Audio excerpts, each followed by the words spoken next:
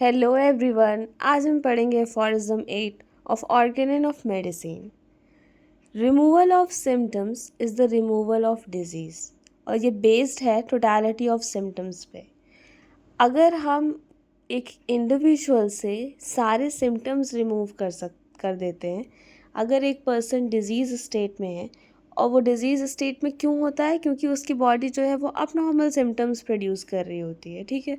तो वो सिम्टम्स को अगर हम रिमूव कर देते हैं, अगर हम उसके बॉडी को फिज़िकली ठीक कर देते हैं, उसके माइंड को परफेक्टली फाइन कर रहे हैं, उसके सोल को क्योर कर रहे हैं, देन एक इंडिविजुअल को हम हेल्दी इंडिविजुअल कह सकते हैं।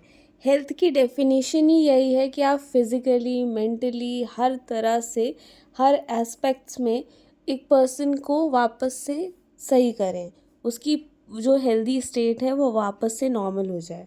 तो जब ये सारी चीज़ें आपस में रीस्टोर हो जाती हैं तो एक पर्सन जो है वो हेल्दी इंडिविजुअल होता है। नौ अब हम अफोरिज्म देखते हैं।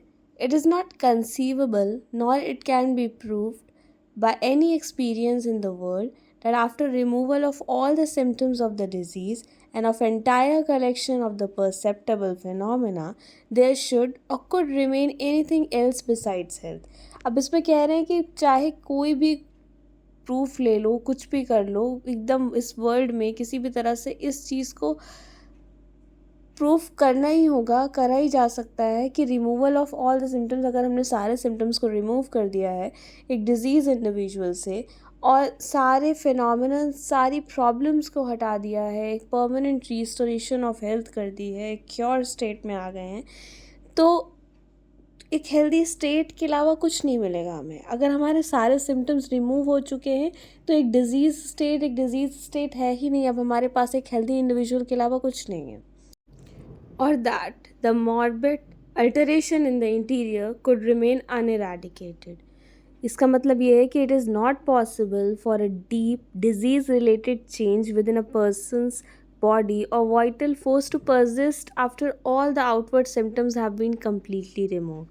जब सारे symptoms को remove कर दिया गया है तो अब कोई चांस नहीं है कि उस इंडिविजुअल के पास कोई भी डिजीज़ हो, वो एक परमानेंट क्योर की तरफ लीड कर चुका है।